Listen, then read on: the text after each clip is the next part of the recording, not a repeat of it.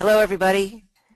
This is Joan Forrest, CEO of the Dawson Academy, and I want to welcome you this evening to the webinar Performance Coach for Business and Life. And thanks for giving up your time to be here with us this evening.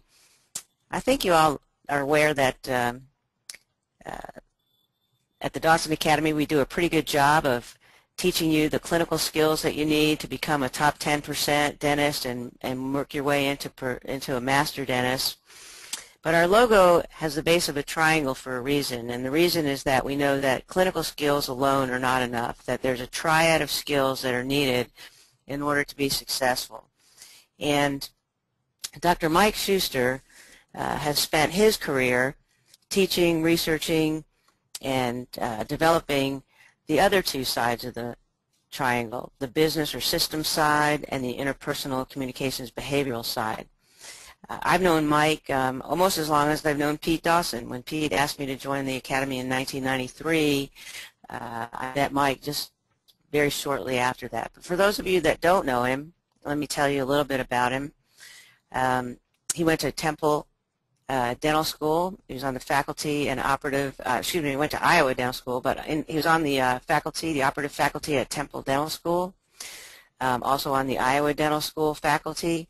He did a 2-year ethology program with Niles Gachet, a 1-year ethology program with Rudy Slavicek. He did the TMD program with Parker Mahan at the University of Florida. He was a cadre and a director at the Pankey Institute for 10 years. He's a student of the Dawson Academy. In fact, he was just here in April for Seminar 3 again. He's a continuous learner and also an adjunct faculty member. He's been an adjunct faculty member of the LSU Aesthetic Continuum, the Bioaesthetics International Program, and of course the Schuster Center. Pete has said many times that in order to implement the dentistry that we teach you, that very often you need to get help. And many students have gone to the Schuster Center. Many of our Dawson Academy students over the years have gone to the Schuster Center, and without exception, every one of them has been successful in improving their practice. Recently, I heard of a new program that Mike Schuster put together called the Performance Coach, and he's been doing it for a few years, and I spent a weekend with a group of his mentors who have all been through the program, and it was absolutely a wonderful program that they all highly recommend. And so we've decided that if there is a group of Dawson Academy students who would like to do Performance Coach, Mike will create a Performance Coach group just of Dawson Academy graduates. So tonight, Mike is going to share with you about the Performance Coach program, why it's so important because of what's going on in dentistry today, and then we'll see if there's an interest, then we'll put something together for you. So Mike, take it away. Thank you so much, Joan. Appreciate all your help and support.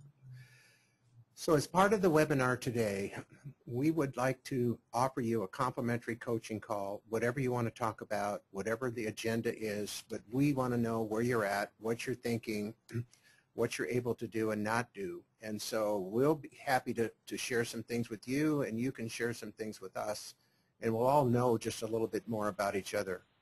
So here's the first question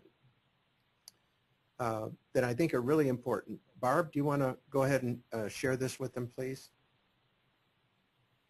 Sure. I've put a poll question up there, and you'll see that your screen has changed. And we want to know how serious you are about getting this technical training off the shelf. What level of commitment do you have? And you'll see some choices there based on a scale of 1 to 10, 1 being low commitment and 10 being high commitment. So if you would just take a moment and answer the poll question, we do appreciate the feedback that you give us. Barb Stackhouse is has been my hygienist at my chair side, and she is a coach at the center. She also has a master's degree in education. She's just a phenomenal asset to us and to everyone she coaches. So thank you, Barb. Thank you, Dr. Schuster. And you can go ahead. I'm going to close the poll.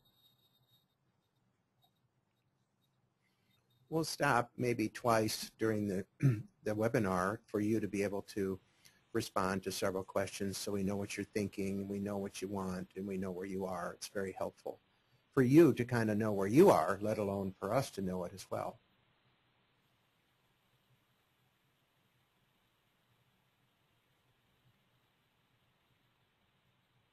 You can go ahead, Dr. Schuster.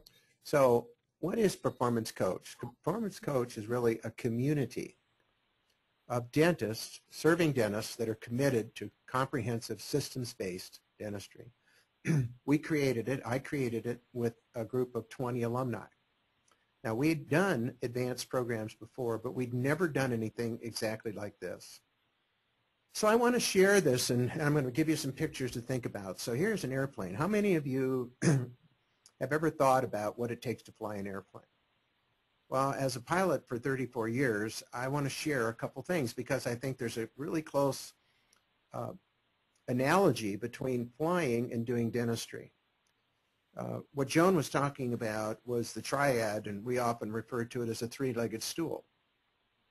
In flying, you first have to learn how to aviate. You've got to keep the wings level. And there's a certain competency period that goes on to learn how to do that. And when you're learning to do that, you're sitting with, you're actually flying, but you're also working with a real live pilot who really understands how to fly. In fact, they're an expert. The second thing you learn to do is to communicate. Now, when you first start to fly, you're so busy trying to keep the wings level that you're not even really thinking about communicating with anybody. So after a period of time, about 20 hours, when you have enough competence with the aviation, your instructor will say, okay, now you have to handle the communications between you and the tower, you and the controllers, et cetera, et cetera. And the third thing you learn to do is to navigate. You actually learn to go from point A to point B, to do a flight plan, to get yourself ready to actually take off and go from point A to point B. So 3 core areas are needed to really learn how to fly. And the other thing I wanted to share with you is most people have trained in a 152, which goes about 110 miles an hour, and it's very easy to fly. In fact, it's so easy to fly that after a period of time, you sort of get bored flying it. But it takes at least 2x the competency to be able to fly a high-performance airplane like this Mooney, which flies at about 220 knots and is very slippery and difficult to land and difficult to fly. And then if you step up and you want to move up to a twin, it takes about 5x the competency to fly a twin that it does to fly a single engine. There are more systems. It's all about engine out. If you lose an engine, are you able to keep the airplane upright without turning it over on its back? So when people fly twins and they want to fly them safely, they have about 3 weeks a year, 3 weeks a year in training in competency to aviate, navigate, and communicate.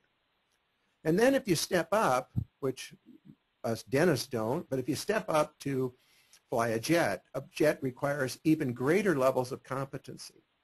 And the reason I'm showing you this is because, you know, most of us, if we're dental school dentists, we're single-tooth dentists, and it doesn't really take a great deal of competency to be a single-tooth dentist. And then if we start moving up the ladder and we want to do more comprehensive care, we need more training to be able to both see and execute and proficiently what we're doing. We need more competencies.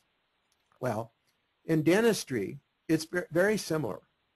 So if you want to really seriously do Dawson systems-based comprehensive dentistry, there are 3 areas where you have to be competent. You have to be competent technically. You have to be able to, so to speak, have it on the shelf. But the second area is equally important, in fact, is perhaps more important, is how you organize your knowledge into useful plans of action. That is, create a unique process, a way in which you deliver what you deliver and create a great experience for your patients in the process. But maybe, and I can assure you, you know, having been a dentist all these years and studying to get better and watching other people and working with them, the area of communication, of relationships, of building, getting connected with people becomes a greater and greater importance. In fact, you should spend at least an equal amount of time, effort, and energy on communication and organization as you do in your technical pursuits. One of the main problems that dentists have, and we all have had, is that our technical mentors are dentists. And then we run off and learn organization and relationship building from people that are not dentists, people that have never faced a patient and gone over a treatment plan and really felt that, you know, what they're offering and felt the refusal of that, and being able to connect with people at a much deeper level. So the world we live in today, prior to maybe 1970, the world we live in was pretty much a linear rule. We got educated, we went out and started a practice, we were pretty sure of success and security and happiness, and all you had to do is work hard and learn how to do what you were supposed to do, and everything would work out fine. But we don't live in that world anymore. The world we live in today is a world of complexity, where there's constant urgency and time pressures. And many people tell us they're having difficulty getting the dentistry that they're learning how to do off the shelf. They have insurance and PPO pressures, and we're going to talk about that. They have corporate dentistry and commoditization pressures. Constant change. Dentistry is changing faster than it ever has changed. And I'm going to show you some data on that in a couple minutes. Eventually, you feel like the practice is overtaking your life. You want to do more comprehensive care, but you're finding difficulty to do it. Then you reach this point that you can't grow anymore. You basically hit the wall. So you feel like you're working harder and harder for less and less. These are the most common things that dentists tell us when we talk to them on the phone. In fact, the more technical training people get sometimes, the more frustrated they're feeling because they're not capable of getting it off the shelf with consistency. So the world we live in today is really a circular world, you know, where as the world changes, we have to change. We have to like renew from the inside, renew from the outside. We have to be aware that some things are ending and new things are beginning. So for all of us, it's not just things the same, it's that the world is under constant change. My good friend George Land, who's a biologist and a brilliant guy, says in all of biology, and also, by the way, in businesses, the first thing that you look to do when you begin a business or a practice is you look to explore and find out something that works for you. Once you discover something that works, and this is true in nature, you can grow it. You can improve it. You can modify it. You can duplicate it. You can make it bigger to a certain extent. And then, as in all of life, you reach a certain point, which we commonly refer to as a plateau, where now, because of external influences or resistance or internal resistances or influences, we find it more and more difficult to grow. And this is the point in nature that's called bifurcation. I call it the turning point. George Land called it break point. When you start to reinvent and do something different than you did before, because what worked in the past is no longer working. And in order to survive and thrive, we have to constantly be reinventing and getting better at what we do. So in your practice, every practice goes through something similar. There are stages of a practice. The first stage is startup, when you basically were thinking about beginning a practice. Then you had the second stage is entry. We often refer to that as adolescence. That's a period of time. You want to get through that as fast as you can so you don't lose money on the way to what we talk about the red line, which is the break-even point. The next area is a period of growth. Growth is when you're feeling good, your practice is growing, not simply in revenues. Growth is not simply in revenues. It's about net profit, but it's also about doing the kind of dentistry that is in the best interest of the patient and the best interest of yourself. It's this area where you really feel good about how things are going on, but it always reaches a certain point because of internal influences or external influences and resistances. We reach this period which we call the plateau. We also refer to it often as a midlife crisis because in this period, this is when we don't feel so good. This is when we start feeling sluggish and we don't have as much energy. We start feeling depressed. You know, things don't look as good. We're beginning to lose hope because we don't really have all of what we need to be successful, or we would continue to be successful. If we continue to decline, we're going to go out of business. It's just that simple. So we refer to that as break point, at the point when you, so to speak, reinvent, you get through the process, you've reached this point, and you want to grow again. Okay? So in the cycle of renewal, it's difficult for us as dentists to separate what happens in our practice from our personal life. So these are 4 phases of renewal. Phase number 1, and this is from the research done by Frederick Hudson, we feel trapped. It's kind of a negative emotion. We're getting reactive. We're on a plateau. We can't move. We can't grow. We can't move forward. And we either stay in that situation and things get worse and worse, or we so to speak turn inward. We start to reevaluate. We start to reflect on what we're doing. We wake up. We begin to look at our core values and we ask ourselves, are we really doing what we want to be doing? It's at that point that we begin to network with others. We explore for new solutions because obviously what got us where we were isn't going to take us into the future. So we're reinventing ourselves. We're looking for new information. We're looking for new training. We're looking for new knowledge to get to the next level. By the way, we all go through this. There are no exceptions to this cycle of renewal. And at that point, you get a new level of commitment, set new goals, take action, have positive energy, feel growth-centered. Okay, we're creating growth, and it's kind of like you have this new hope, and you have new strategies and tools to take it to the next level. So that's a very, very important part. Now, when you look at your practice, when you look at the practice models, what the Dawson Academy does, it gives you a great picture of what dentistry can be and is. But the problem is, if you're trapped in a, so to speak, a reaction or a transaction model, which is a high-speed fill, drill, and bill model, then you're in a level 1 practice, which is 90% disease-centered and insurance-centered. Kind of a model that comes off of McDonald's, the Five Guys. Think corporate dentistry.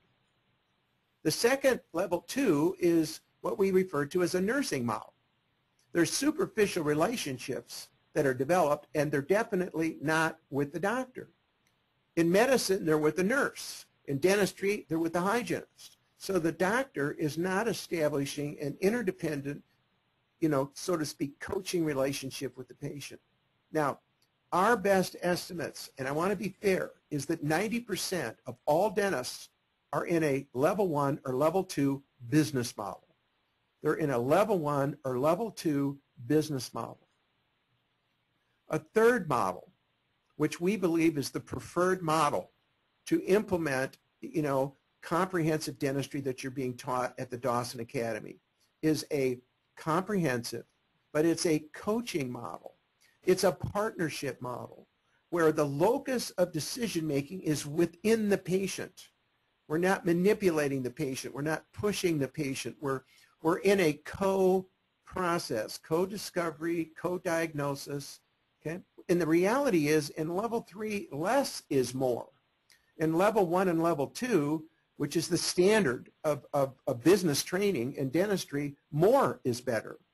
It's a transformational model where we're really working to really make a difference in the lives of the people we serve. Now, if you notice this 5%, I'm not going to say anything about this, but I want you to keep this in your mind. So it's an interdependent relationship is required. Okay? Now, if we look at this and you really think about this, you don't need a relationship with a patient to treat disease, but you do need a relationship, a partnership with the patient to do complete systems-based care. So if you get trapped in a level 1 or level 2 business model, and that's how you've been coached, it's going to be very, very difficult to get comprehensive dentistry off the shelf the way you've been trained at the Dawson Center. Level 4 is an expert model. This is where you've got a make or break a life-threatening problem, and it really doesn't make any difference. You don't need a relationship. You're just looking for the top person in the world. This is 0.001% of all dentists. And primarily, these are the top dentists that teach the technical dentistry. But they don't really need a relationship because they're primarily working on their students. So the question is, what kind of a provider are you? This is a poll question. Are you a level 1? And this is a point where it's really important to be honest. Your business model, level 1. Are you a level 2? Are you an aspiring level 3? Okay. Are you a level 4? So we'd like to get your honest feedback on this. What business model are you operating under? Level 1, Level 2, Level 3, Level 4.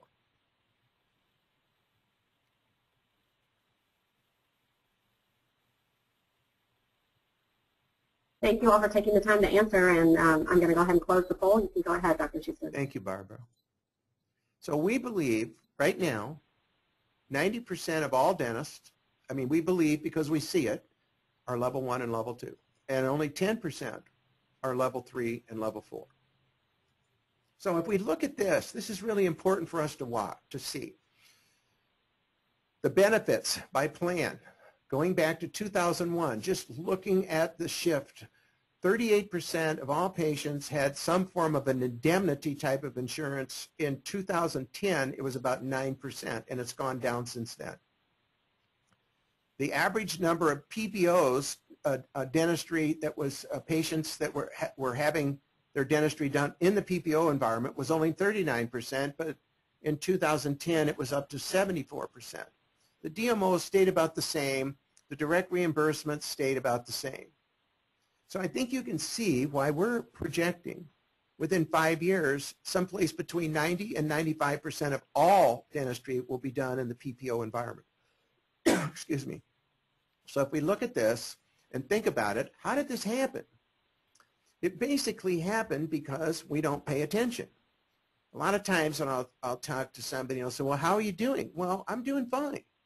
What does fine mean? Oh, my production is fine. You know, I got lots of new patients, and I'm going, okay, so how many of your patients are private patients? How many of your patients have indemnity insurance? And there's silence on the phone, because what's happened is dentists are producing more and more, but they're doing single tooth dentistry. They're not doing comprehensive dentistry. So here's what we're saying. 95% of all dentists will be engaged with some form of PPO within 5 years. And the second thing is based upon my experience of working with some of the top dentists in the country. There's no way any dentist can do comprehensive dentistry when PPOs have overtaken the practice. So you're going to have to at least be thinking about having some Level 3 and Level 2 and building this Level 3. Now, it hasn't gotten so bad yet, like it has in medicine, that all the top docs are wanting to leave. But in a period of time, as the reimbursement to dentists keeps going down and down and the expenses of practice keep going up and up, it's going to continue to get worse and worse. It's going to get to the point that it's really going to be ugly. And I'm not here to draw dim pictures, but I want to tell you that I talk to dentists every day, and they're on a plateau and they're going down because they're not doing the work they need to do. And these are some very highly trained dentists with some great skills. So here's the present dilemma of today. There's less and less demand for levels 1 and 2. And the reason there's less demand is there's greater competition. There's more providers. There's tremendously different level and size and types of providers. What this leads to is lower fees and greater volume. To make up for the lower fees structure, there's greater volume. The problem with that is there's less and less time to spend with patients, which leads to more inferior care. I'm not saying that the quality of the individual crowns or units are inferior. I'm just saying it leads to single tooth dentistry, okay, which leads to eventually patients become disenchanted because they continue to have problems. Because we don't get time to establish relationship with patients, it leads to collection problems. It leads to rapid patient turnover. It leads to dental legal problems. It leads to people being upset. It leads to people thinking about dentists as money-grabbing entrepreneurs, and it leads the Level 1 and 2 dentists to no intrinsic rewards. So the question is, what direction are you headed? I've got the original book that I bought in 1974 from Pete Dawson. In the front of that book, the foreword by L.D. Pankey. L.D. talked about, in the foreword of the book, he said 2% are masters, 8% are students, 36% are adept, and 54% are indifferent. And whenever he'd make that statement, he would make that statement kind of with a smile on his face. Well, it's really more like the bell curve. 2% are masters, 8% are students, 70% are, so to speak, average, and 20% are really non-existent. They're not taking any courses of any type. They're not trying to improve themselves at all. So it's kind of like if you take the middle of this, there's some people over on this side we might call high average. They're trying to improve. They're trying to get into this group. And there's people over here that are getting pulled down. Okay? So I just want you to look at this and say, okay, what do I want my future to be? So I believe it's about this. So here's a graphic. I think about 1 in 10 dentists will differentiate themselves from the pack. They will make the effort. They will make the effort to be different, to be better, to be constantly improving in all 3 areas, technically, communicatively, relationship-wise, and organizationally. So there's several core competencies that are absolutely essential if you're going to own and operate your own practice. One is absolute financial control. Because if you don't have control of money, simply stated, all you're going to do is end up chasing the expenses. The second really, really important part, and there comes a time in all of our lives when we really believe that time is more important than money. The time to do the things we want, time to spend with our children, time to have fun, time for recreation, whatever that is for you. And so I'm an advocate of block scheduling. Block scheduling your time in your practice, block scheduling your life so you have the time for what matters most to you. And the third piece is essential core is organization. Now the organization, what I mean here, is how you deliver the experience and your process to your patients. In the great book by Napoleon Hill, he said, knowledge is not power. Knowledge is only power when it's organized into useful plans of action. And I would say useful plans of action to make a difference in someone's life. Useful plans of action to dramatically improve the quality of the life of the people that we serve. And the other core competency, probably the one that I see is missing most, because this is not about management. This is about relationship building. This is about the type of relationship that we form with our patients. It's also about the type of relationships we form with our team. So here's a very common story. The common story is you are sitting there and you have you feel like you're not competent. So you go off and you get advanced technical training. And you come home and you see things that you never saw before. You see a mouth. And you look in this mouth now, and you've never really quite looked at it before the same way, because the patient's coming in, and they're maybe aware of this, and they want this fixed because it broke. Or maybe it was this tooth that split and broke open with active decay. But you also notice for the first time, look at all this wear. You know, look at the difference in coloration here. Look at what you begin to see things in the mouth that you never saw before. And the problem here is you're trying now to communicate to a patient in a short period of time. You're trying to help the patient understand, and they, quote, don't get it. So you wake up, so to speak, for a period of time. You see something different. You go back into your practice. You can't connect. You can't relate to your patients. And then you start to believe, you start to say, well, they don't want it. You don't understand my town. You know, they really don't, my people really don't want this. And the reality is, what you find if you stay with this long enough, it has nothing to do with them, but it has everything to do with you. It has everything to do with me or my lack of ability to connect with the patient to help the patient understand what health really looks like, what a healthy mouth really looks like compared to a diseased mouth, and give that patient an opportunity. So a lot of times what happens is a dentist will wake up, they'll try to get it off the shelf, and they're not able to get it off the shelf, and they'll go back to sleep again. And the next thing you know, they're doing an over-the-shoulder exam again because they don't know how to connect and communicate with patients. So we're going to talk about, in the next 20 minutes, we're going to talk about the key leverage points that make all the difference in your future and your practice. And all of these key leverage points are issues and strategies that we've converted into strategies that we use in Performance Coach. We also use them in the Center's core program, which is critical as well. Number one, the single most important strategy that you'll ever have or ever work on in your practice. And I can tell you with a great deal of honesty, you're never going to be done with this. You're always going to be working on it. Only it's different than what you've been taught. It's co-discovery. It's co-diagnosis. It's co-design, and it's co-delivery. It's totally working with the patient, not just on the patient. So the documented new patient process is a step-by-step, elegant process, which is co-discovery, which is the interview about the past, the present, and the future. It also entails a dreadful story, which I kind of gave you a dreadful story about dentists and running off for more and more technical training where they really need to be spending more time learning how to communicate, learning how to connect, learning how to organize their practice. Co-diagnosis, which is a risk assessment. Are the joints, is the perio stable, unstable? Are the joints stable, unstable? Where are the muscles? Where are the teeth? Where are the aesthetics? What's the risk level in this patient?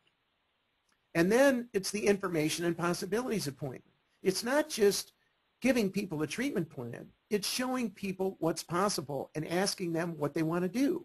What direction do they want to go? And obviously, we still have to phase the treatment. We got to put out the fire. We got to get rid of the infections. We got to be sure we got a stable joint, and we got to be sure that the mouth is healthy before we begin to do any final treatment plan. And then we co-design with a final review of findings. It is a typewritten master plan, and this isn't something you punch out of a computer on your Dentrix. This is actually a plan that you work out with your patient in terms of a stage by stage, phase by phase. And then obviously it's the co-delivery. It's the coaching. It's the relationship as we take them through. So here's a quick little summary at where we are at this point. Every time you increase your technical capability, you absolutely must increase your connection, relationship, and involvement with your patient. This is the biggest missing link in dentistry. The biggest missing link is we're diagnosing people's problems, but we're not really asking ourselves and asking the patient, how do these problems fit in with this person's life? How do these problems impact this individual's quality of life? What does this person really want? So the documented new patient process, as I said, is a step-by-step, but you cannot skip steps. You cannot ever skip steps. The second major is your marketing, which gets to your offering. Your offering is the emotional benefit that people get from the service you offer. Who is your ideal patient? Well, how would you find out what your ideal patient was? You'd talk to them, and you'd ask them, why did they come to you? What did they want from you? Why did they come to you from anyone else? What do they want? What do your ideal patients really want? Then what do you want? You know? And then is there a match between what you want and what they want? So you develop your patient communication strategy. And obviously, the most effective part of that is your one-on-one. So I created a white paper that is about the 7 steps of an effective dental marketing. And first of all, strategy always comes before tactics. Don't just jump away and run off after tactics. Create an overall strategy. And everyone understands a funnel. There are people that heard about you. There are people that came into you. There are people that bought everything that you had to have. Your top people, everyone has a funnel. Who is most likely to come to you? And so in today's world, what's different than ever in the past, you have to publish educational content. You have to be informing people, and most of this is through your website.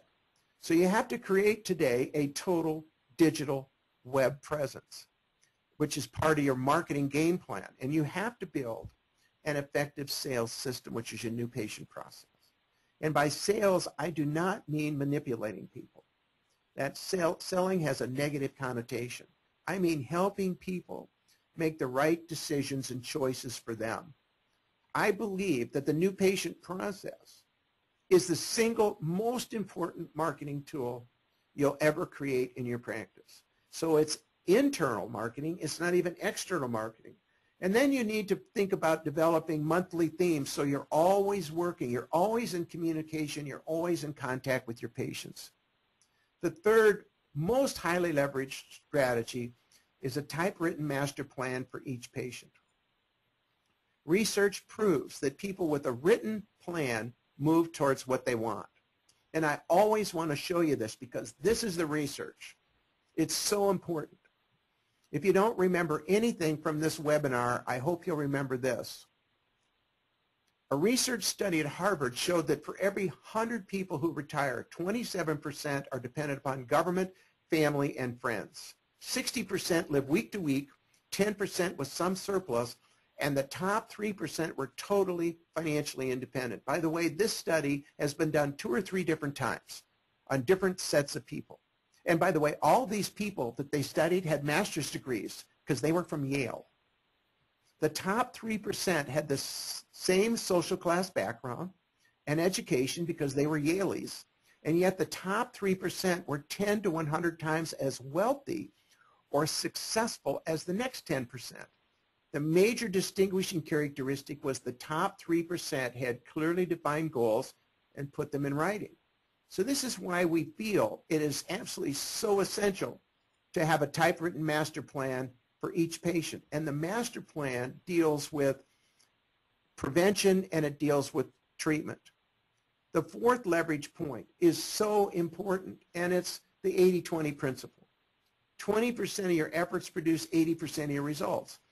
When you move into a level 3 more comprehensive orientation, it isn't the number of people that you see. It's what you do with the people that you see. So if you're still trapped in, I've got to see a huge number of people to make my practice work, then you'll never really ever get off the shelf what you're learning at Dawson. So the other high leverage point is a percentage budgeting system and a cash flow system. It's an 80-20 system with money, which said in the beginning 50% should go to run your business, 30% to live on, a 20% pre-tax. So it's 80-20, spend 80, save or invest 20. And the sixth major leverage point is A, B, and C procedures, patients and color coding.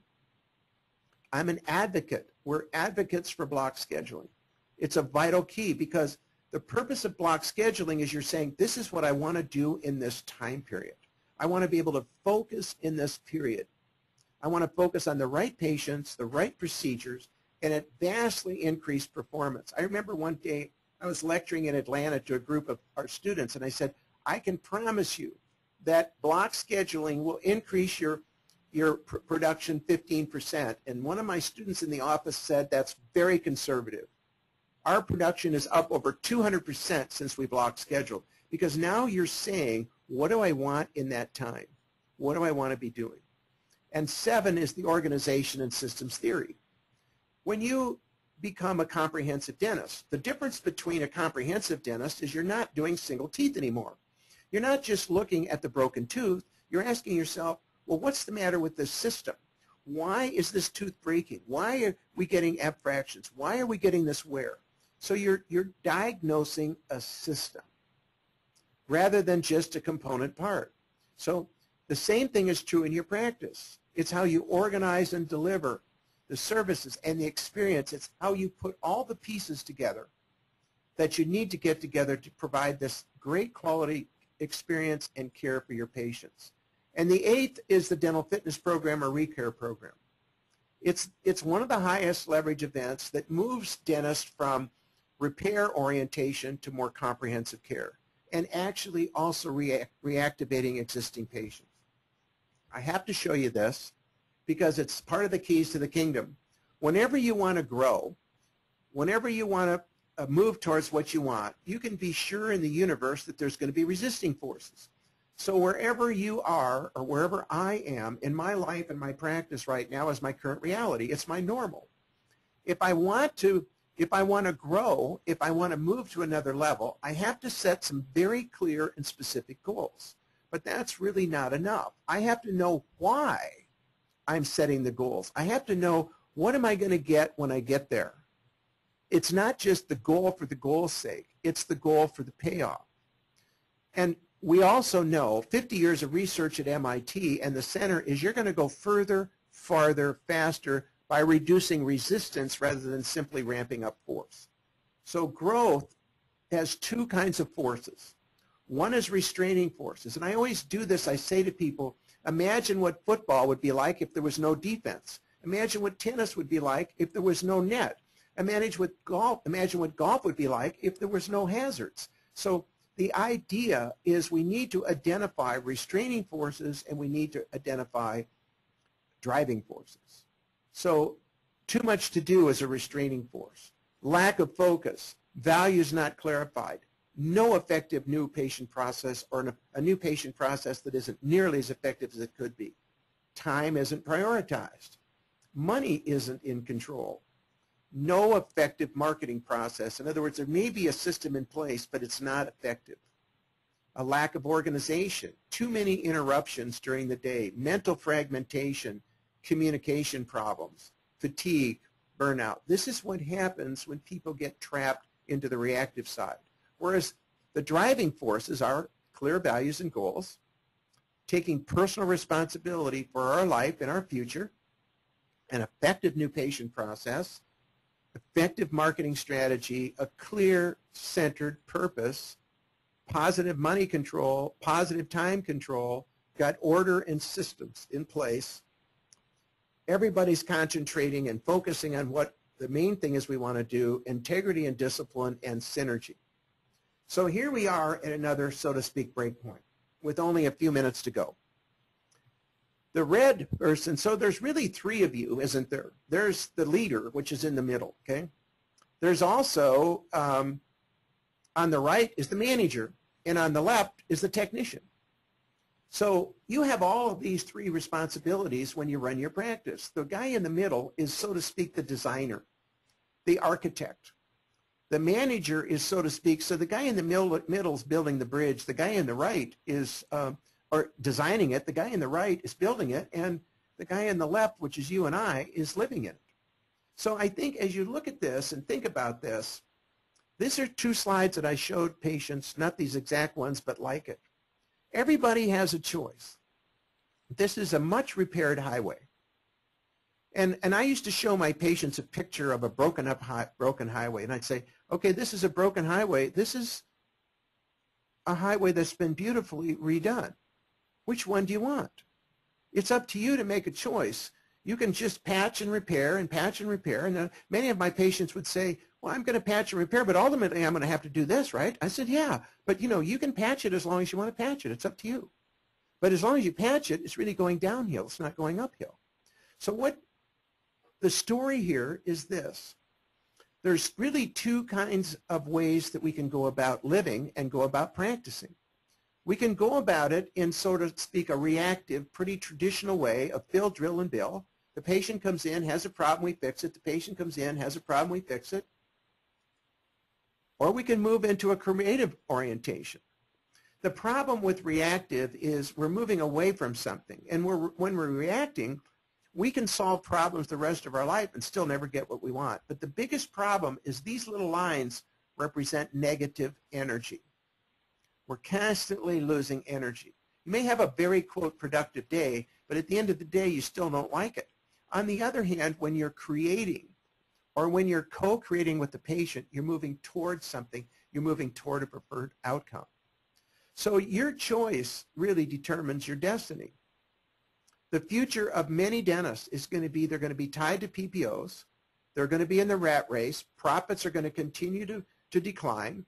There's going to be more and more stress, more and more single tooth, low fees, more frustration, low fulfillment. Or we can move more to a Dawson style practice where we're doing more complete care. It's at a slower pace. We're spending more time with people. It's more balanced. We feel more fulfilled. It's health center. It's always better relationships. So here's some questions. Number one, are you frustrated with insurance and PPO intrusion into your practice? That's a poll question. If you'll take just a moment now and answer the poll question, I'll leave it up for about 10 more seconds. Thank you. These are really important for you and for us. And I would say for your future. Are you pressured by the lack of time?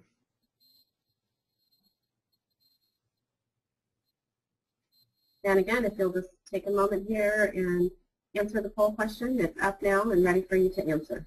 These are kind of yes or no questions. I realize they could be 1 to 5, but yes or no. Do you have work and family balance?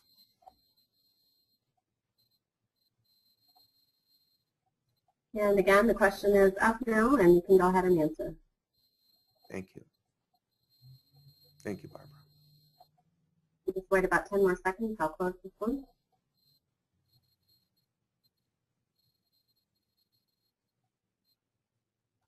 Okay, thank you. Do you feel like you're working harder and harder for less and less?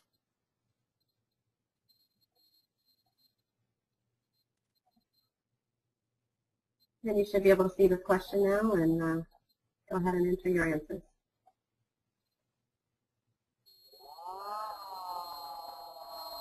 And the last, thank you all for your participation. The last one is really important for this group.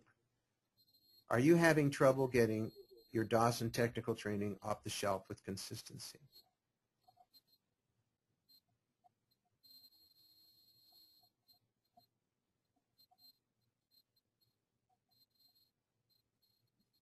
Thank you all for voting or for answering the poll question. It's very good participation, so we do appreciate that. Thank you. Thanks, Barb. Thank you all.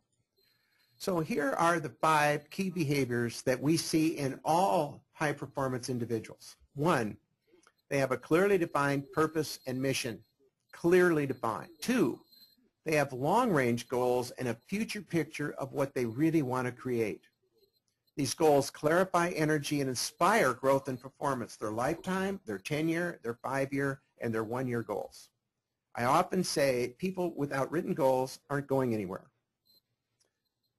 High performers have a life plan, a business plan, and a master plan which focuses on what they want to create most in their lives.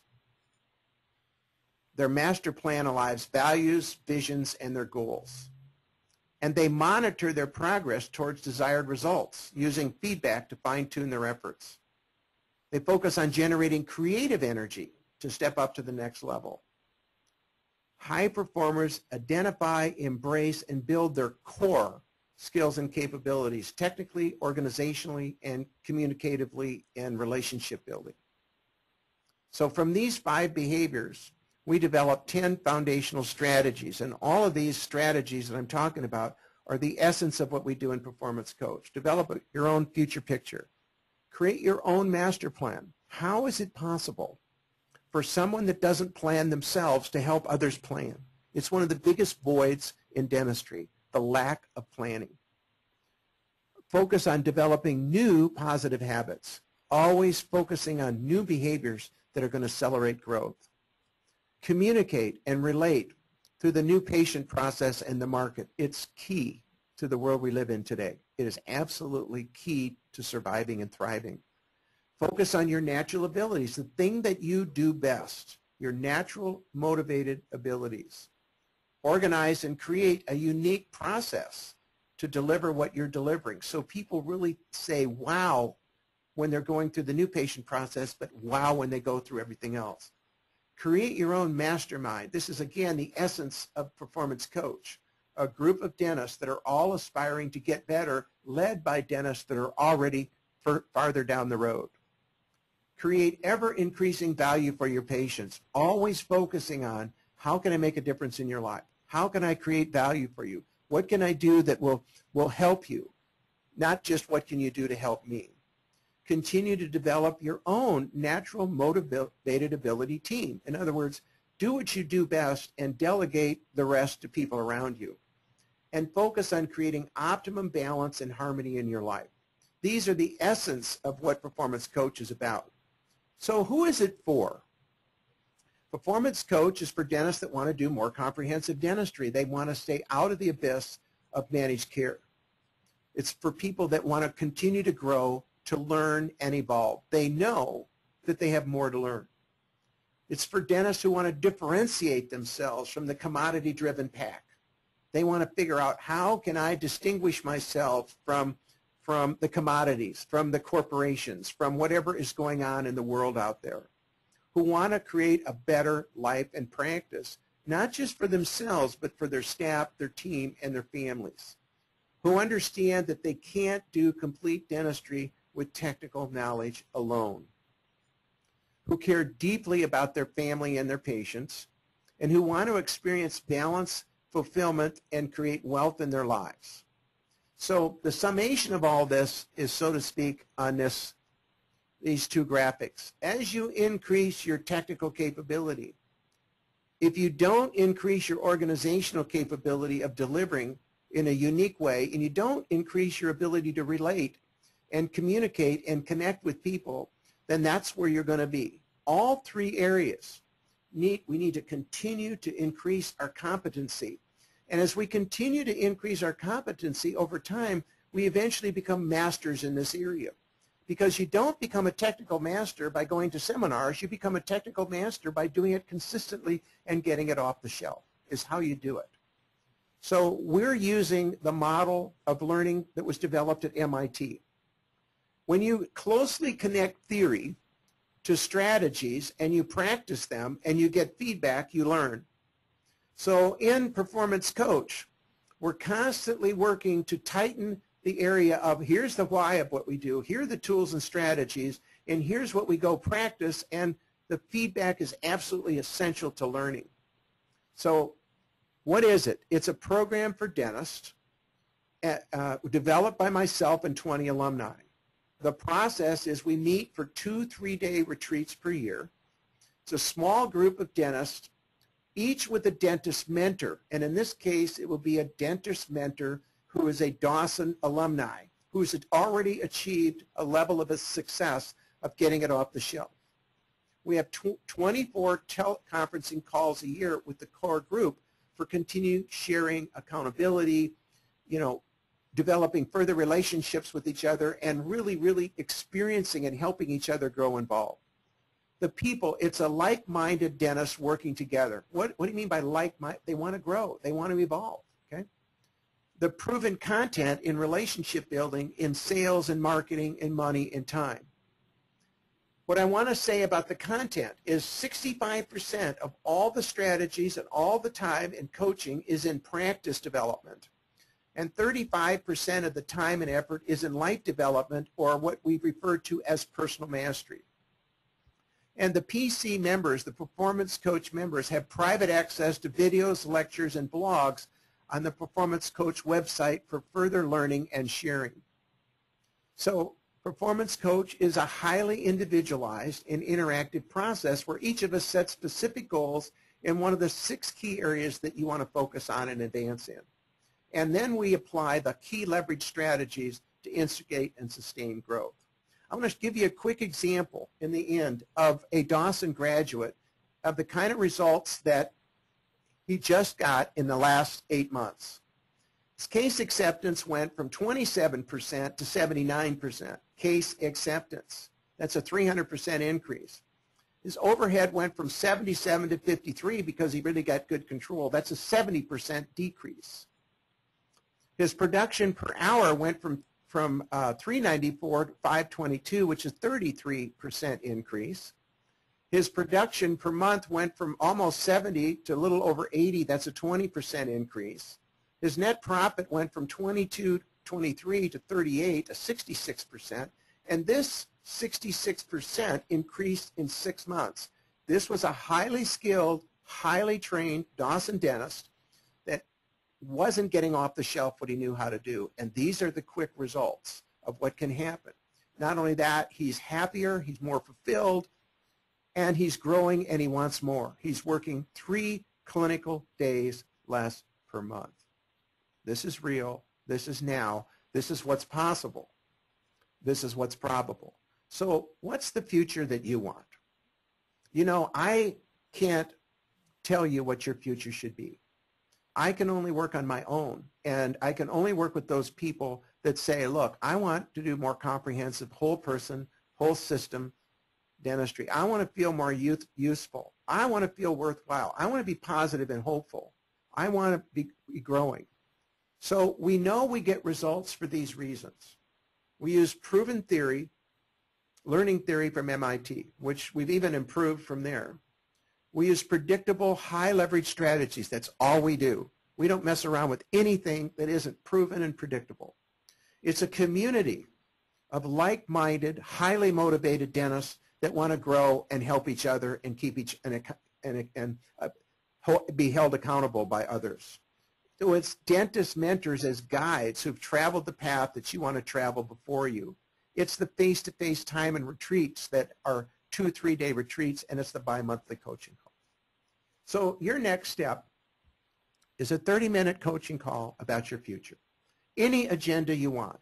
Doesn't have to be about performance coach, but we want to talk to you about what you think is your preferred future and what you want in your future and where you are now and what you think you need to do to go to the next level.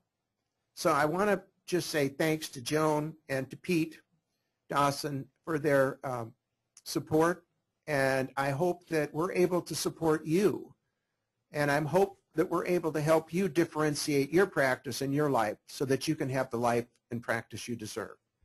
Thanks so much for your time. I enjoyed doing this, and I'm glad to be with you. Well, Mike, I want to thank you and thank you for the work you've done over the last 35 years helping dentists be successful. I know you and Pete share the same dream, and that is that dentists, because you love them and you are one, will love dentistry and love their life. And I know we're all concerned about the future of the profession, and there is hope. And those of you that are interested in learning more, give Mike a call, give his office a call, talk to him on the phone. We'll see if it's a fit for you. If it's not, we're certainly not going to push anybody into it, but if it's a fit for you and we get a good Dawson group together, it'll be a great year, and Mike's given me the opportunity to sit in on that whole year as well. So thanks everybody for your time tonight, especially those of you that it's the end of your day. And certainly if there are any questions that you have for me, shoot me an email or give me a call as well. Thanks so much, Mike. Thank you, Joan. Appreciate you, and Pete as well.